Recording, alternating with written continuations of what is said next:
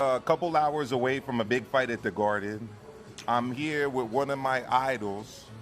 Growing up, no, it's a fact. Stop. One of my idols, Russ Anber.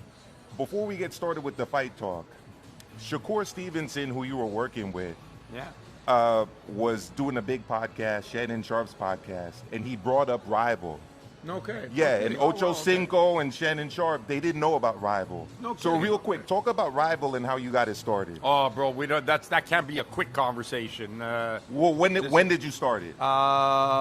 2000, officially in 2003. I started working on it probably a year before, but officially we started in 2003. But I've been dabbling in boxing equipment since 1985. I started ringside in Canada. I started title boxing in Canada. So, it wasn't anything new for me to do that. But this time now, instead of working for somebody, I was doing it for myself. Yeah. And, I had ideas and innovations that I wanted to bring forth, and I did. And the one thing that I'm proud to say is, and I think it's become a motto in our DNA, is unlike other boxing equipment companies, which are businessmen trying to infiltrate the boxing world. I'm a boxing guy trying to infiltrate the business world. That's the difference with Rival, I think. Well, you got a big plug there from Shakur. That's good. He's been wearing our gloves now a couple of fights. And that means a lot because of his hand issues that he selected your brand specifically. And how, working in the corner with him too has been a dream. Like from the first time we met with his team, they didn't know who I was or what I was to bring. To the last fight where his grandfather and Jack, they were so nice to see them and the whole team again. And the grandfather's been nothing but nice to me, and introduces me, says, "Oh, this is Russ, the best corner man in boxing." Wally Moses. Easy. Great guy. Still works with kids and with young amateurs too. Yeah, that's the real kind of guys that I like. Those are the real fight guys.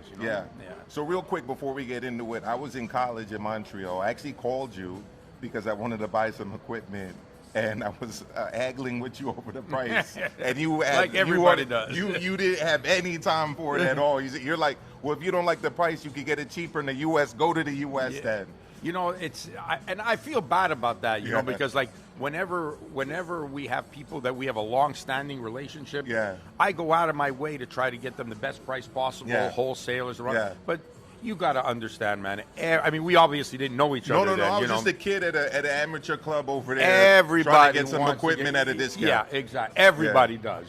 Everybody does. And I always say, when I can get people to work for me for free, or when the gas station starts giving me gas for free, or my rent is for free, then I'll give everybody a good price. You know what I mean? But until then, it's tough. All right. So from in this corner. And those of you who know will know what that is. Those of you who don't. Yep. To the corner of a huge undisputed heavyweight championship fight, the first ever in the UK, 90,000+ people there. Talk to me about that experience and kind of what it's meant for you at this point of your illustrious career. Well, look, my illustrious career. It has me flashing back on my life and my dreams as a kid. Yeah. My first contact with boxing, really was the Muhammad Ali Joe Frazier fight right here in New York, a couple of blocks from here, right? 1971. I hadn't turned 10 years old yet. I was 9. I was turning 10 3 weeks later. Yeah. And that was my first contact with boxing. Wow, it's really great. And then I reflected on that during the first Fury fight for Undisputed. And I realized that, when I was a little kid, I dreamed of wanting to be in boxing. And wow, the heavyweight championship of the world was the ultimate prize in sports. And the heavyweight champion was maybe the largest hero in sports at the time, right? Like, the baseball king, the home run king, and the heavyweight champion of the world were the big heroes. And I realized, that this is now reality, that I'm stood next to the guy who's about to become the undisputed heavyweight champion of the world, in Saudi, and fighting for the same title that was held by the legends of the past and become part of boxing history, of which I love so much, and I care so much about the history that sometimes it interferes with the way I look at boxing today, because I think it alters what the pioneers did for us to get to this point. Yeah. So, I mean, obviously it's special. I'd be lying if I didn't say it wasn't special. But in the time when it happens, I'm so focused on just my fighter, on doing the job I have to do. I'm not a fanboy at that point. Yeah. I don't have my camera going out and thinking, oh, look at all the people. Yeah. I got my bucket, I got my water bottle, I got my Vaseline. I'm worried about my fighter Yeah. and doing the job that I have to do. Yeah. So, yeah, it has more of an impact after the fight happens. So going into that fight, we spoke over the phone. You were very confident in your charge of Alexander Usyk for good reason. Did his performance exceed your expectations? And did he do in the ring kind of what was laid out for him to do in preparation? Or did he make some adjustments on the fly and kind of improv some of that stuff? Because a lot was made out of that Ivan punch that he knocked out Dubois with. Yeah. So two separate things. Yeah. I was surprised. Yeah. I was surprised because I had never seen him so intent on wanting to knock somebody out. It's the quickest knockout he scored, I think, in his professional career. Yes, even at cruiserweight. Yeah, I'd have to look to be sure, but it's the quickest knockout he scored. He was a man on a mission. Yeah. He was really personally hurt and offended by the remarks made by Team Dubois. Yeah. By George Fox, Don Charles' son. By Don himself, questioned. I think the straw that broke the camel's back was questioning Usyk's faith. Yes. Now you could question a lot. You can question his skill, question boxing, or whatever you want. Questioning his faith, bro. Yeah. That was something that really hit a chord, and you don't often. Tyson Fury couldn't get to he tried Usyk every head mentally, game in the right. book. But that one was the one, but it was for the wrong. It had the wrong result. It Yeah. made him a very, very dangerous man, and you could see how intense he was on wanting to go out there. And even when he was throwing in early in the fight, when he was throwing counter punches, I've never seen him throw with that kind of, like Mike Tyson used to say, bad intentions. Yeah, bad intentions, yeah. He was throwing with bad intentions, yeah. And Ivan, I'm so, sometimes you have regrets about things, bro. Yeah. I go sometimes to the press conferences. Yeah. This one, as it turned out, just by luck, I'm in the dressing room putting the stuff away while everybody is celebrating. Yeah. Next thing I know, I turn around and the room's empty. Like, there's less people there. Where's everybody? Yeah. Oh, they're gone? I thought they went drug testing. Yeah. They went to the press conference. I said, you know where it is? No one knew. Okay, so I didn't go to the press conference. Yeah. Then I watched it later on YouTube, and they asked him about the punch. Yeah. And the first thing he does, watch the YouTube, he turns, he says, Russ, where's Russ? And he wanted to share that story. Yeah. 2017 in California, in Oxnard, California, I was working with him, getting him ready for the Michael Hunter fight. Yes. And I showed him this punch. Now, I didn't invent the punch, obviously, it's used before, but I just showed him a way to use it properly. Yeah. And, and he had not really, and ever since then, he's the one who named it Ivan, and I thought he meant Ivan the Terrible, Ivan the Terrible, sweeping across everything, right? And so this had been a secret code between us that even other members of the team didn't know what we were on about. This was just between me and him. Yeah. When I'd call him and speak to him in training camp, and I call him Chico. We call each other Chico. How is it? How's Ivan? Ivan good, Russ. Okay, perfect. Ivan good. We knew what we're talking about. And when you go back and look at the fights, whether it's Bellew, Joshua, Marco Hook, there's so many fights where he's using that shot. Now, doesn't always knock somebody dead, but I think he blended it perfectly. Oh, man. At Wembley. Yeah. And there's been a lot made of whether or not Dubois could have continued, whether or not he really was at his end. But after looking at that punch, I don't think there's a lot of heavyweights that could have gotten up from that and fought effectively. What are your thoughts? Well, my good friend Tony Bellew didn't get up from it. He got hurt with that shot. Yeah. Face first against the ropes is how that fight finished. Yeah, he went back. Back it was and a hard. then into the ropes, It was a hard shot. I mean, it is a debilitating punch when it lands properly. Yeah.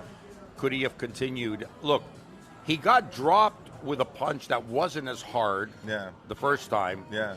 Got up. A couple of shots later, boom! It's even harder. Yeah. It's not going to get better from here on in. Yeah, it's a downhill spiral at that point. Yeah, I mean, sometimes I think we make too much of the fact that, the guy quit So what? He's supposed to be carried out on a stretcher for you to say, "Hey, he didn't quit." I think he knew he was a beaten man at that point, and that's what it's supposed to be. It's supposed to be about who wins. Yeah. 2 knockdowns within the space of a couple of seconds. It wasn't like one knockdown at the 1 minute mark, another knockdown at the 3 minute mark. You know, this was within a couple of exchanges. Like, boom, again, and it got worse from the first one to the second one. You have to imagine it's only going to get worse after that, right? Yeah. I don't like to make too much of that, you know, to say that he quit, because he's in the ring with a devastating puncher.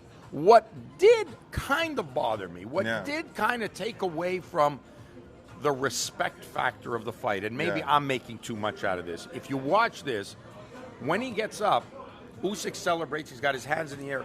He motions to go towards Dubois to hug him, you know, and Dubois purposefully ignores him and walks right by him. So Usyk I noticed that. I thought, you know what? You guys just exchanged, you know, now this would be 9 + 5. You exchanged 14 rounds together, you know. Why would you do that? You know, why would you? And that bothered me a little bit. I mean, he was walking straight. He wasn't wobbly or anything. He had his senses about him. You know, give credit where it's due. Yeah. To Usyk, and but as far as him being able to get up, maybe he could have got up. He got up at 10, you know, so he could have got up at 9, right? Yeah. But does that mean he quit? I think he just resigned to the fact that was he was a beaten man. Regardless, he was a beaten man. Yeah. So 37, 38?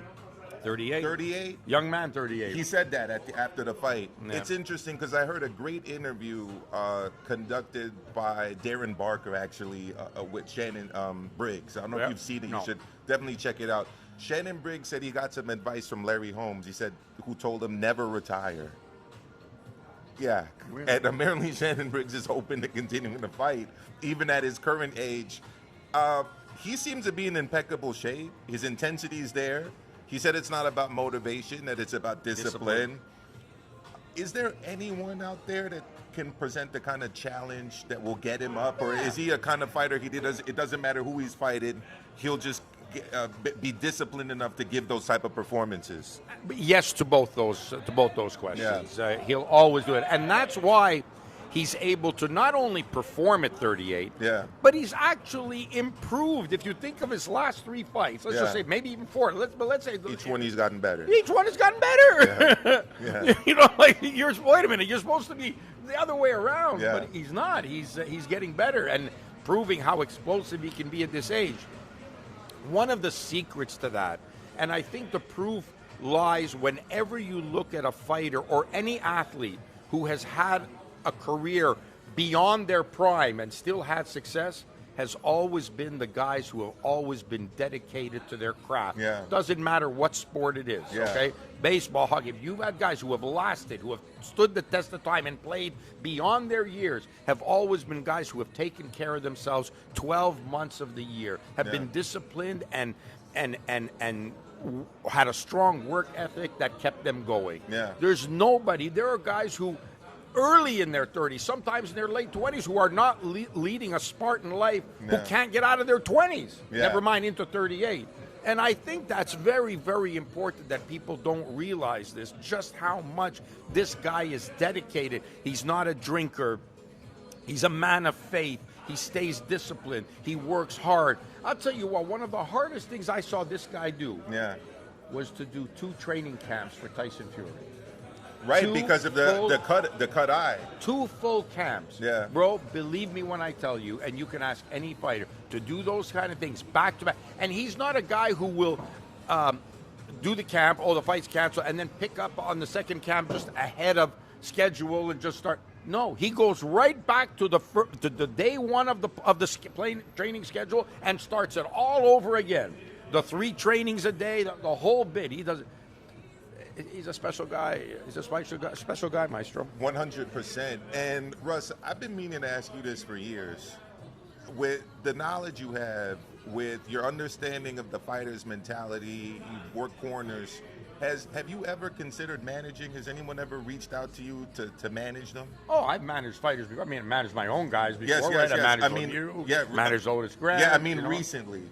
Because that's it's been some time that you worked as a manager. Yes, I have. Yeah. And unfortunately, I have to turn it down for two reasons. One, I hate the business of boxing. Yeah. I just hated that the business is not conducted in a way that I would conduct business with you. You know, I help you out, you help me out. As we grow, we get better. I shouldn't have to ask. You know, I shouldn't have to fight for an extra ticket. I shouldn't have to fight for an extra hotel room. You know, and I don't want to fight with you on this. I don't want this to come because this is what it becomes. I'll tell you a story. Yeah. I saw a fighter who hated to fly. He passed away now, but I don't want to mention names, but he hated to fly, so he used to drive everywhere he went. Much like you drive everywhere. Well, only New York. I love New York, right? I love New York. He got to the fight. He got to the hotel venue. Yeah. He unfortunately didn't have a babysitter for his child when he left, so they had to bring his wife and baby with them. Yeah.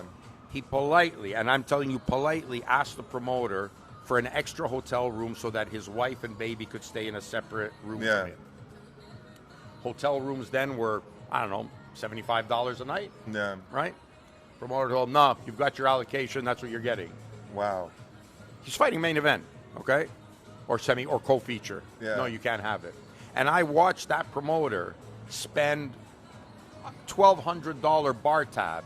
I was just about to say on liquor, probably. You know, on liquor in the bar, partying with the friends. I say, this guy came with his baby. You know, he wasn't trying to make an excuse or get it for his friends or whatever. It was a legitimate. I hate the business of boxing, bro. I just hate the business of boxing. So, and what I do now is I advise fighters. Yeah. I advise fighters. I advise other managers. Yeah. I give my opinion on things. Yeah. You know, but matchmaking, matchups, that kind of thing. Of course, that's normal. That's okay because as a trainer you would do course. that, right? But from the business side, I just hate the nickel and diming garbage that goes on, you know, with fighters. And then I know there's people who try to take advantage as well. But that the reason and the other reason, I'm sorry to interrupt you. ahead. The other reason is I wouldn't be able to do the job that I should do. Yeah. Because I'm busy with so many other fighters, traveling and whatnot. Yeah. So I couldn't give you my 100%. Yeah. So because I couldn't give you my 100%, I won't take on that responsibility. Same thing with training fighters again. Yeah. I'll go to a camp. Yeah. I'll go in for 3 weeks, 4 weeks, 5 weeks if I have to with a camp just to polish up a fighter. Yeah. I'll do that.